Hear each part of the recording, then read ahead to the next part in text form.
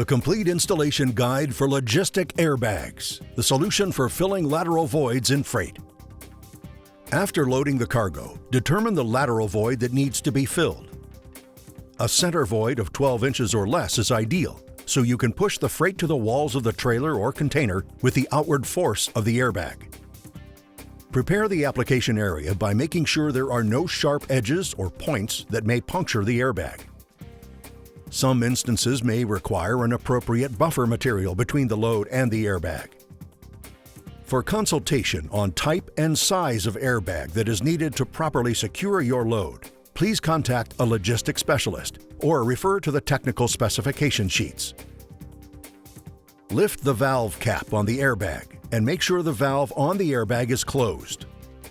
Attach the inflator fill head to the airbag valve by snapping into place. While connected, position the airbag in the void space, but keeping it off the floor and not extending beyond the top or sides of the cargo. Airbags work best when the face of the bag covers as much of the surface area of the freight as possible. Begin to inflate the airbag. While the bag is partially inflated, adjust it so the airbag remains off the floor and in complete contact with the freight. Continue inflating the bag until the recommended air pressure level is achieved. Then disconnect the inflator and close the valve cap.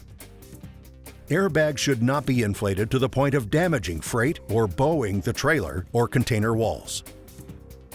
Caution: overinflating an airbag may cause freight damage, bodily harm, or cause logistic load bar or wedge products to fail. Additionally, when using an airbag in conjunction with logistic load bar or wedge products, please take measurements after the airbag has been installed before cutting your wood.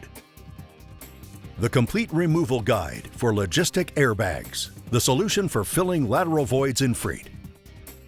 To deflate an airbag, open the valve cap and then push the valve into the open position so the air escapes. You can also attach an inflator and use the reverse mode to suck the air out of the bag. Store and use the airbag again.